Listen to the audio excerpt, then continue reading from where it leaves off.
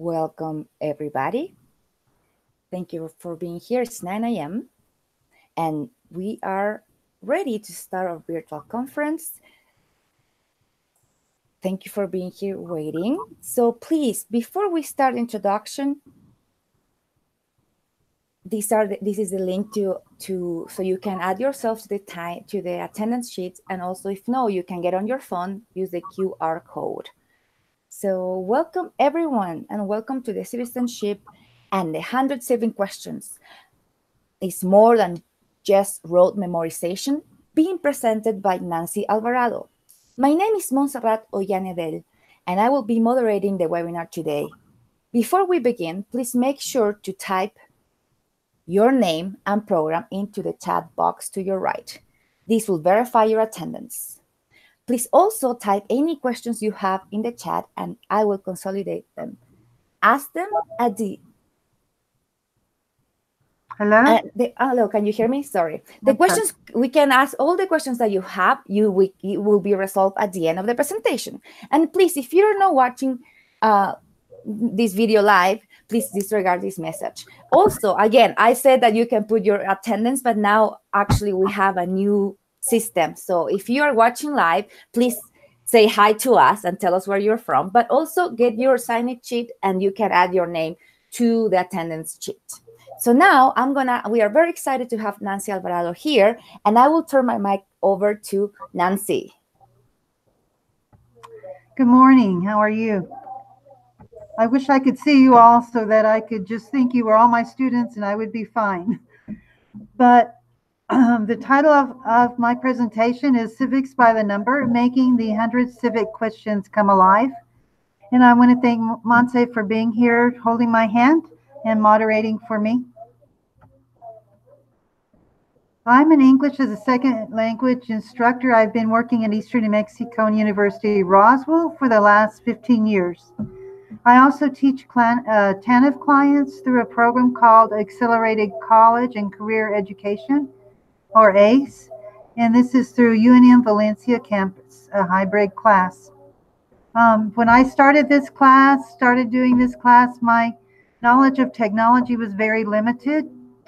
I could use the projector and I could project what I was typing onto the board, but that was about all I did. So when we first went to our first conference, I was using a flip phone. And I know they thought, what in the world has Hilda brought us? So I'm very, very grateful to Terry Gustafson and all of the wonderful teachers with ACE and the New Mexico DELT team who have had so much patience with me and have walked me through every step. Not only have they walked me through every step, but they have walked me through them over and over and over again. So I just want to give a special thank you to Hilda Pacheco Peoples for believing in me. When I started this, I had moved over to the college side of the campus. I was working in allied health as an IBEST instructor, and I wanted to come home to adult ed. And so when I asked Hilda if I could come back, she said, sure, I have the perfect place for you. And she put me in a hybrid class. Now, what in the world have I gotten myself into? So the objectives to my presentation are, I want our teachers to know that it is never too late to teach an old dog new tricks. So I found this little cartoon, and it's this dog looking at a new trick book, and it says, no way, ain't happening. I don't think so. I want our teachers to know that they can implement technology into their classrooms. I want them to know that there is help. We are not alone. We have this wonderful NM DELT team that is here, and their whole purpose is to help us with technology. So when we don't know, I know for the longest time I was so embarrassed because I didn't know. And then I figured out, that's why they have a job. It's because I don't know. If I knew everything and all of our teachers knew everything, we wouldn't need NM DELT. But they're because we do need them. And they're so graceful and so kind to us. So the tools I'm going to be using are YouTube videos, Training from the Back of the Room by Sharon Bowman, And I took that training, and it was awesome, awesome. It was provided by Frances Banowski, our state director, and her staff. And I want to thank them so much for all of the great professional development opportunities that they've been giving us. And if you have a chance to do any of these, please take the opportunity to do them. They're awesome trainings, and we never quit learning. We've never reached that point where we don't need to learn something new. I never want to be labeled old school. I know so many people that get to a certain point and they've been doing it that way for 35 years and they're not going to do it any different. They say, I'm old school. I don't want to do it that way. I'm old school. I've been doing it like this all these years and it's worked. So I don't want to be that person. I want to be the person that's teachable, the person that can learn something new. When we started doing civics the way that we're doing it now, we noticed that we would practice the 100 civic questions with our students. And there was always one or two students that knew all the answers. I mean, before you could even ask the question, they were answering it. But we noticed also that when we asked them to elaborate on it, they couldn't.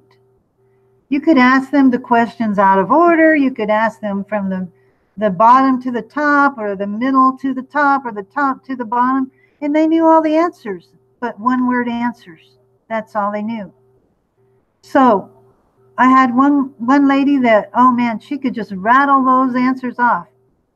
But I asked her, okay, what is one of the longest rivers in the United States? And she said, the Mississippi River.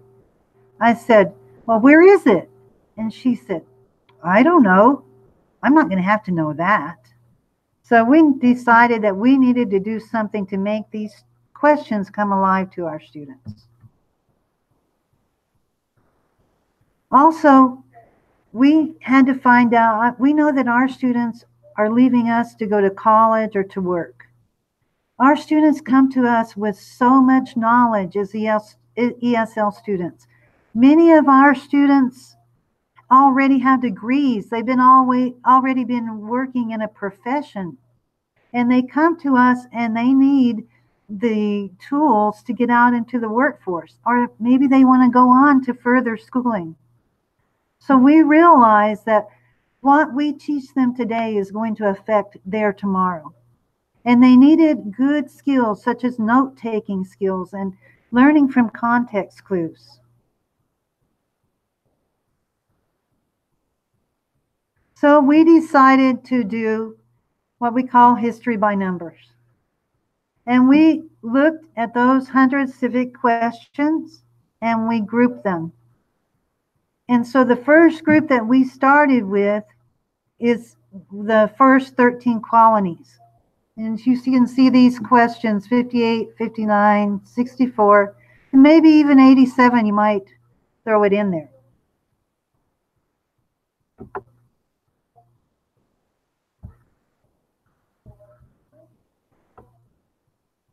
So the first thing we did was to give them a close.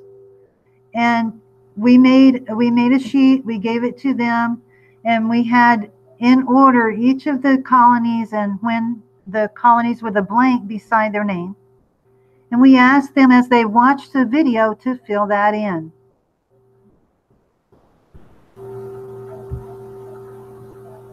So we found a video and we started playing it for our students. I'm going to play you just a little bit of it. Mr. Beat. What is Colonial? My name is Mr. Beat. By the 1700s, life in the British North American colonies was a lot easier than it was for its earliest settlers. Here's the story of how it was like living in one of the 13 original American colonies. Once upon a time, there were 13 British colonies along the east coast of North America. In 1607, Virginia was established as the first one. So as you're showing, or as we show this video, we stop every time that he tells about a new colony that's coming in. We have our students get their clothes, And we have them write the date that new colony emerged. Not only that, but we have 3 teachers in our room at that time. We're very blessed that we're able to meet with the beginning, the intermediate, and the advanced students all together to do this. So one of our teachers is moderating, watching the students, and I'm running the computer usually, and another teacher is modeling on the board these answers. So she would put the first colony and the name of the colony and the year. We would give our students time to write that in, and then we would go on. In 1620, the second one, Plymouth Colony, was established. In 1626, New York. 1630, Massachusetts Bay. 1633, Maryland, or Maryland. Of course, I'm stopping every time. I'm not stopping now because we'll never get through this video. But this video has about 6 minutes and 41 seconds, it says. But we usually just do maybe not even half of that. So I would take this video up to about right here, probably. These colonies into 3 groups. Number 1. And when he started talking about the 3 groups, I would stop. And we would continue that the next day. Believe it or not, we went 1 minute and 26 seconds. But our class would have probably lasted about 45 minutes. By the time that we had discussion, the students wrote down the answers to their clothes. The teacher modeled it. The other teacher is checking for accuracy. And we're going to stop there because we don't want them to get overwhelmed.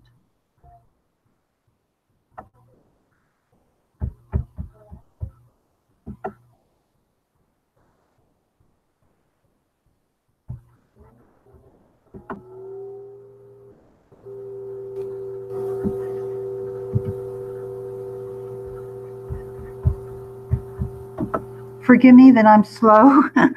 You are doing great. Actually, we are having, it's a great conversation where you're saying, Nancy, about making the content meaningful, right? Because people memorize, and I'm one of them. I have to admit, don't get mad at me. I really learned. I had to pass the test, and I learned the questions. And actually now, when you were saying, what is the longest river, I'm like, oh my God, what was it? You know, but I remember I passed the test. So I do appreciate, because you are teaching more, as you're saying, more than just memorization. Great work. Okay, so one thing I want to suggest to you is always make a key. When you're doing these things, always make a key and have your key filled in. Fill it in just as if you were a student. Because I don't know how many worksheets that I've printed off of the internet, or I've even taken them off of a book, out of a book, and I go to do it with the students, and I see there's so many grammar mistakes, there's spelling mistakes. Sometimes things are even left out. So take time to do a close and do it yourself, or any worksheet. Make sure you do that before you give it to your students. That way you know that it's correct and you're not stumbling around in the middle of your lesson.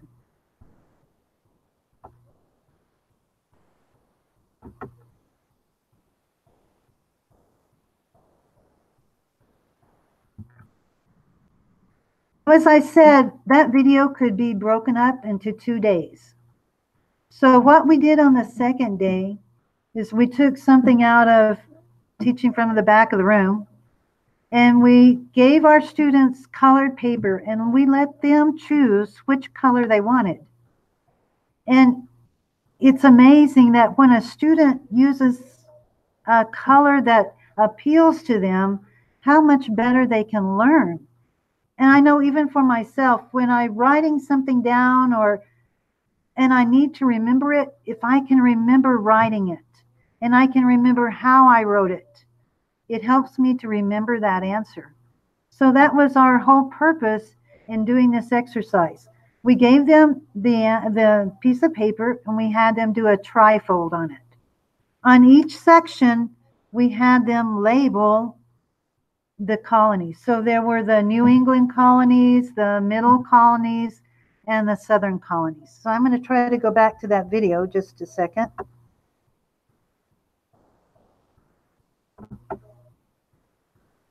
Oops, there we go.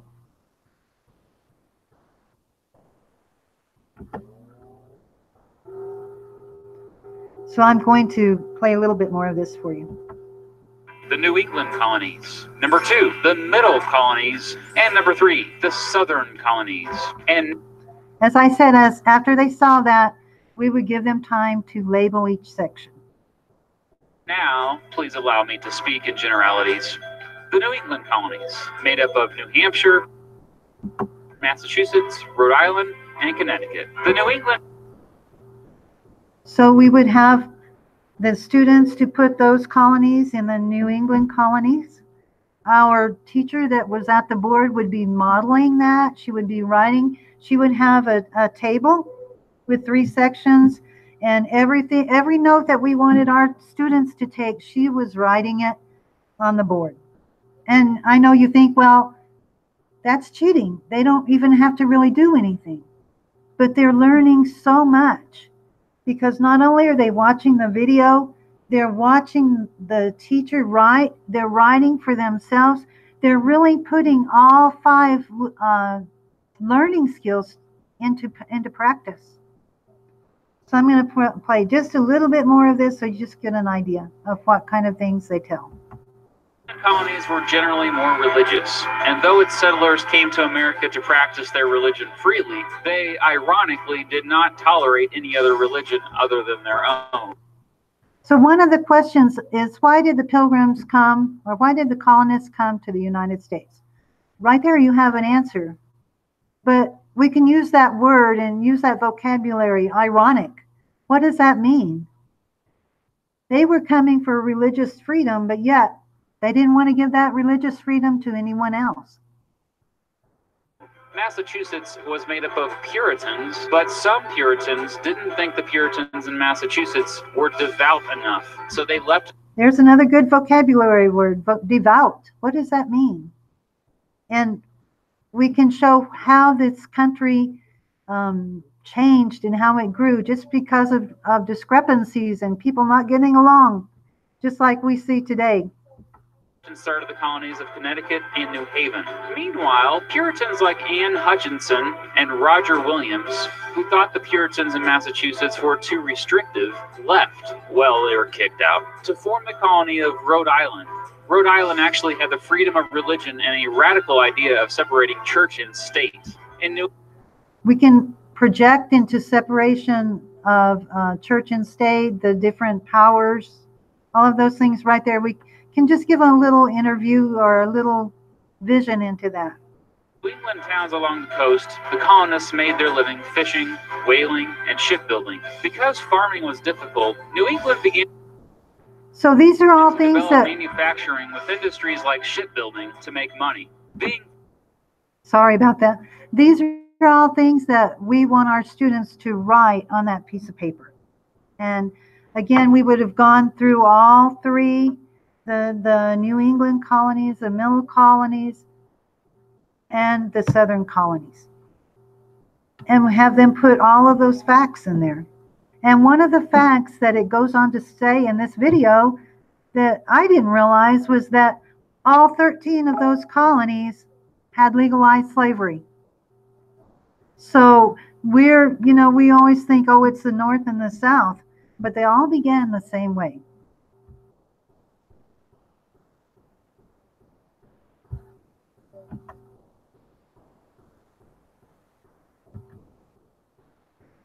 So when we get done with that unit, however, usually that group of questions like I showed you, then we have a Kahoot. And I want to show you the Kahoot that I did for this section.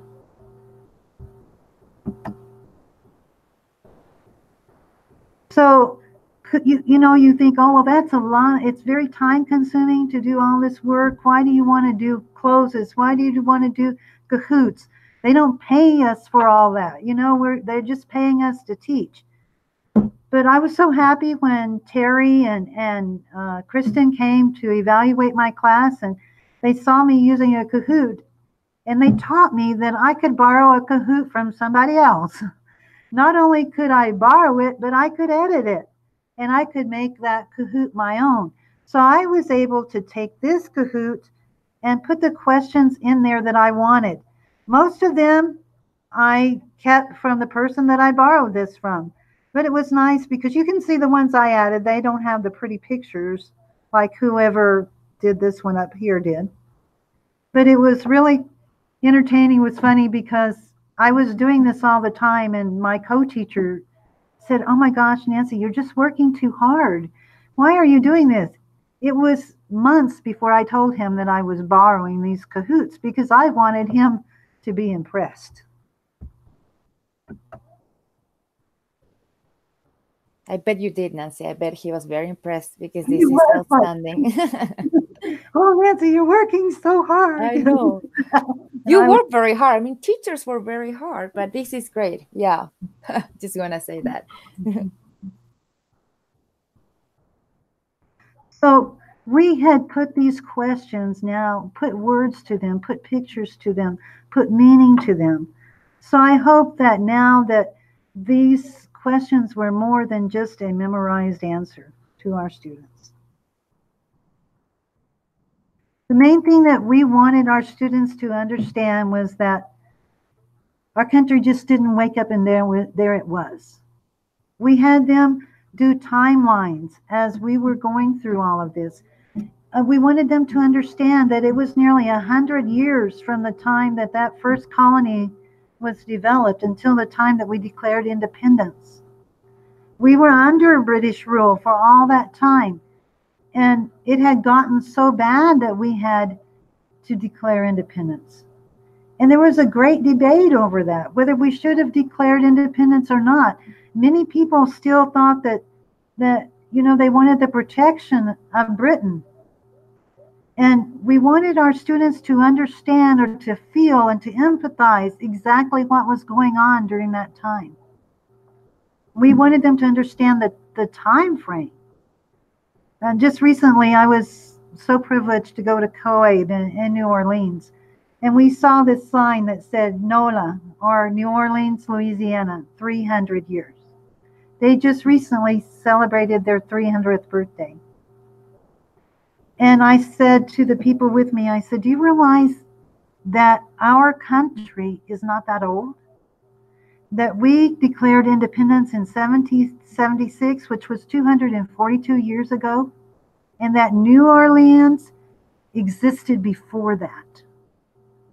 To me, that was just mind-boggling, that to realize, you just think that the United States was up there in the eastern coast, but down here in the South, things were already going on.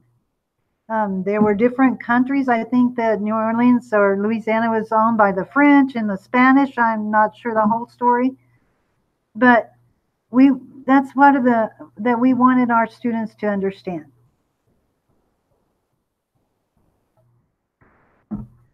So we looked at where we should go from there.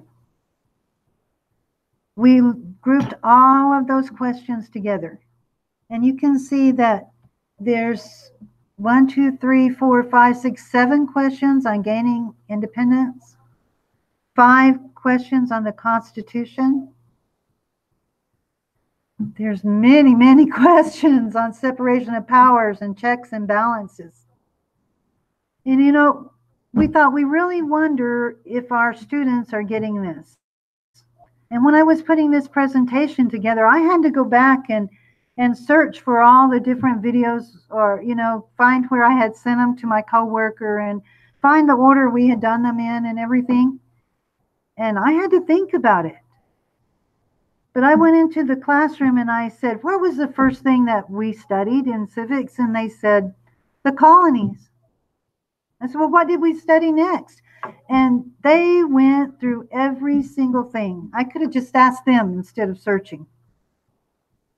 When I asked them, "What does checks and balances mean?"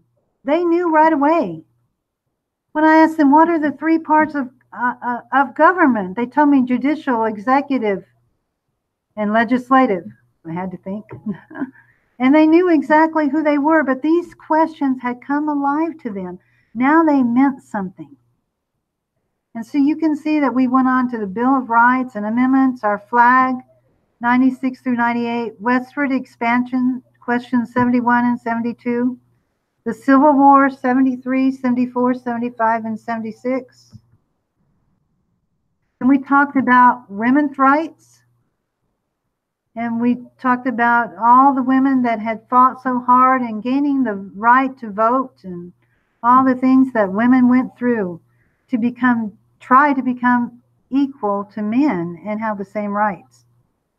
Right now, we are just finishing up the World War I and Great Depression. Next week, we'll be working on World War II. Then we'll go from the Cold War, Civil Rights Movement, 9/11. Then we're going to talk about geography, so we'll all know where the Mississippi River is, hopefully. I was so delighted. I mean, it was just mind-boggling to me to see that river. And to realize that it went from the south of our country all the way through the north, all the way through our whole country. I just couldn't believe it. Then we're going to talk about the Capitol, and hopefully we'll get done before the semester's over. It may be through summer before we finish. But at the end, we're going to talk about holidays. And as any good ESL class, we're going to have a party. We are going to celebrate. We need to celebrate. This is a lot. Look. That's what I love about my ESL class. We can celebrate everything.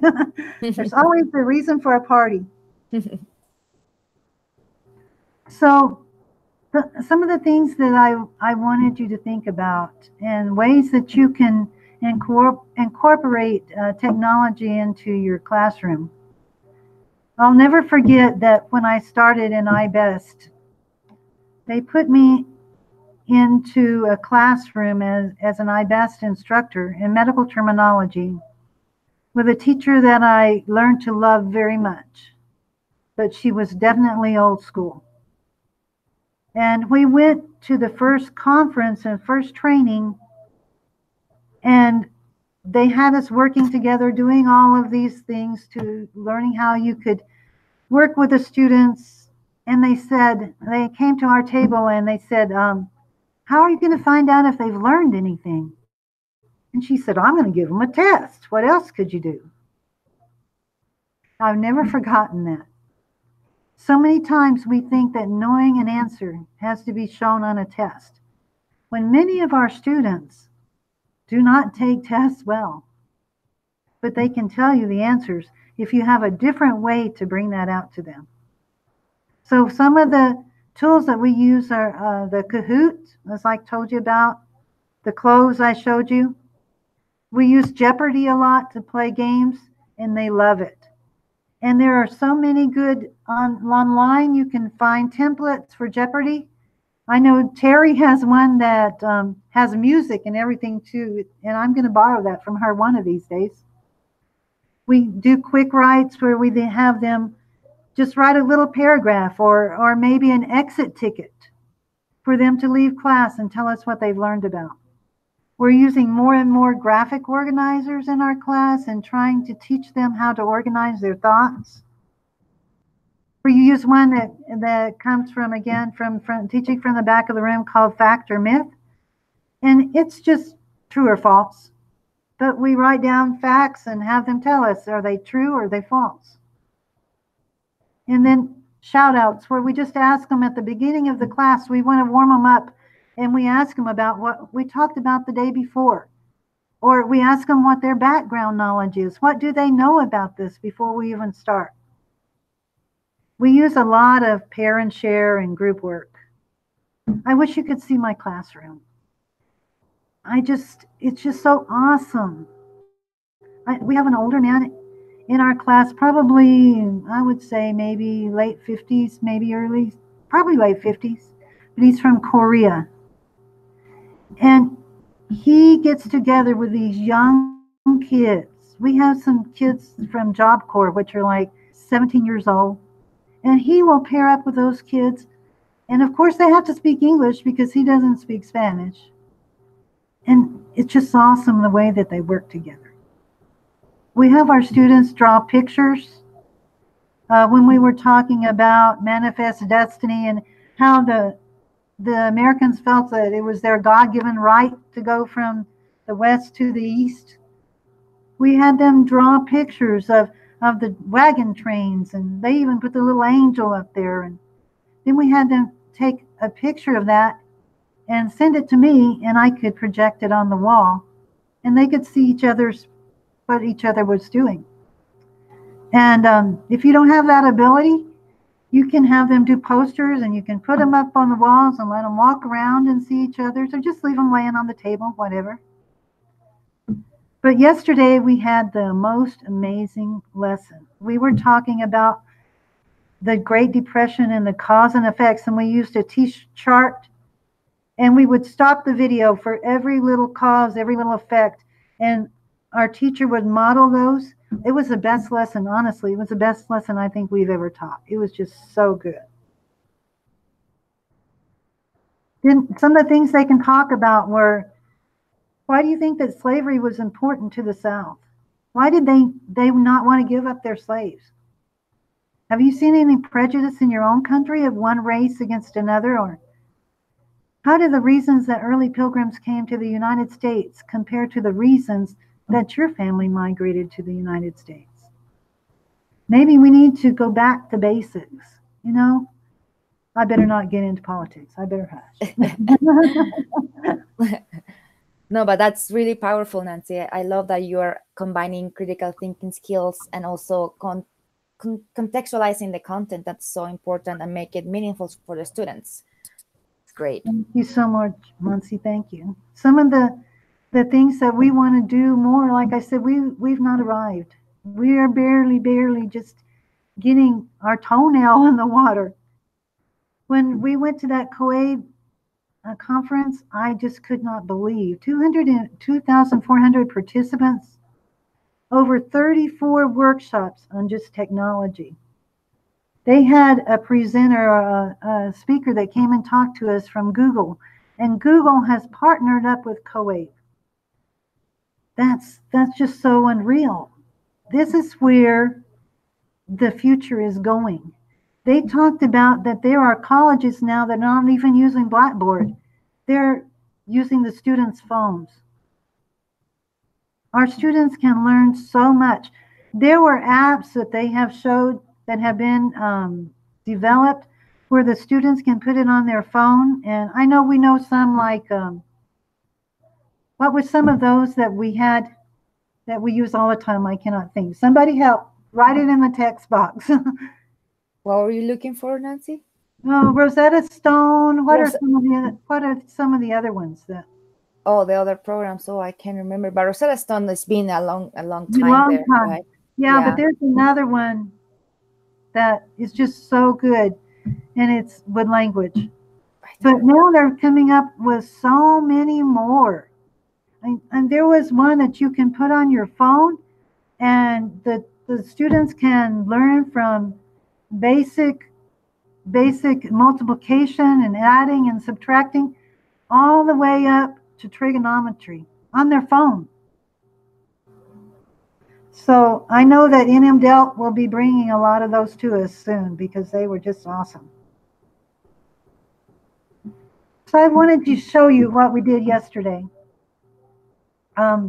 We were in the computer lab, and since I've been doing this presentation, I guess I was kind of talking to myself. And usually when we go to the computer lab, we do Play-Doh or we do USA Learns. But yesterday we've been studying comparative and superlative. And I had them do PowerPoints. Hopefully next semester it's going to be Google Slides. But right now we still were using PowerPoints. And they made presentations about, they looked at 3 different grocery ads and who had the cheapest place. I learned a lot of where I should go for vegetables, let me tell you. That's great. But one thing you want to do, people say, well, how in the world can you do technology if you're not that adept yourself? I'm not, but my students are. My younger students are awesome. They know how to use technology. So you can see that our students here are paired up. They're paired up with someone that knows technology and somebody that doesn't. And they're working with each other. You can see here that there's older students working with younger students. We didn't have anyone but Spanish speakers yesterday, but that's okay because they could work in their native language to get some further knowledge. But it just really works so nice. Oh, and what I thought was so interesting is that they're sitting at the computer and they're on their phones, searching on their phones. I thought that was really neat. I think that goes on to show what those apps will do. Any questions, any comments? If you guys would tell me of other things that you're using that I could add, I would love it. Yeah, please type in the chat what are your thoughts if you use other tools like as Nancy's asking. And then Nancy, we have another question for you later. So we are just waiting for some responses to come up. But great work. I could see how the students love the technology. They were very engaged. And it's funny because we have one older gentleman that he goes home every time, and my mission is to get him to stay for computer lab. Yeah, no, it's cool. Some people are writing, but let me ask you one of the questions that we got while we wait. So somebody asked in the chat, what advice would you give to an instructor who is just beginning the process of integrating technology? I think the biggest advice I would give is don't be afraid to ask for help. Honestly, like I said, Terry has walked me through things over and over and over and over again. I even forgot how to do a report that I do every month, and they just helped me. They didn't say, "Oh, you're really getting Alzheimer's, Nancy. You've been doing this all this time, and now you can't do it." No, they just helped me again. So don't be afraid to reach out, especially reach out to NMDEL because that's why they're there. Thank you, Nancy. Somebody type and respond Google Translator as a tool that they use a lot. Yes, awesome. And my younger students will do that, and the older students are watching them, and they'll say, "How did you do that? Show me how to put that on my phone." So, well, we don't have any other comments. Just Harun Williams said, "Great presentation, Nancy." And people are watching here, and I think that was a great presentation, Nancy. If we don't have any other questions, please, yes, please, Nancy, just thank you for being here and sharing your knowledge. Well, thank you for letting me. And again, thank you for holding my hand. Oh, no problem. We are very proud of you. This has been such a good presentation. There is a question. Are you using any resources provided by the Citizenship and Immigration Services? Definitely. I don't know if I can find it. I had a picture somewhere. There. This Citizenship Test booklet, we use that all the time. And this is where we got our ideas to do the videos. Because that book is, as you look at it, it's got the 100 questions, but it's got history behind it. And so that's why we decided that our students needed more than just a rote answer. That's great. Okay, I hope that answered your question, Nayeli. Thank you guys for being here. Celia and Nancy said thank you for a good presentation. Thank you, Nancy. And now we have one more minute left to finish this presentation. So thank you very much. Before we leave, Nancy, if you can come to the first slide of the presentation so the attendees, participants can add their names to attendance sheet. I'm sorry, attendance sheet. So yes, perfect. Please put your name there. Now we are changing things. Before we were used to ask you for your name and your program so that can count for attendance hours. But now we are trying to do this so you can do it by yourself. Thank you again for being here. I would like to thank you, Nancy. And please, before we finished, I would like to make some announcements. We have a ALA TED Talk, so please join Don, Jamie, and me next Wednesday, April 17th at 12:30 for the third TED Talk this is the spring session. The name of this ELA TED Talks is Practice and Conclusion, Tech Strategies that Reinforce English Learning. So please, we hope to have you there. And Nancy, thank you for sharing again. We had a great fun with you, and we are so proud. I had a wonderful time. Thank you for taking technology to the next level. You are a great inspiration to a lot of teachers out there. Thank you again for joining us, and we will see you next. So please keep watching this conference. We have a lot to share today. Bye. Bye-bye.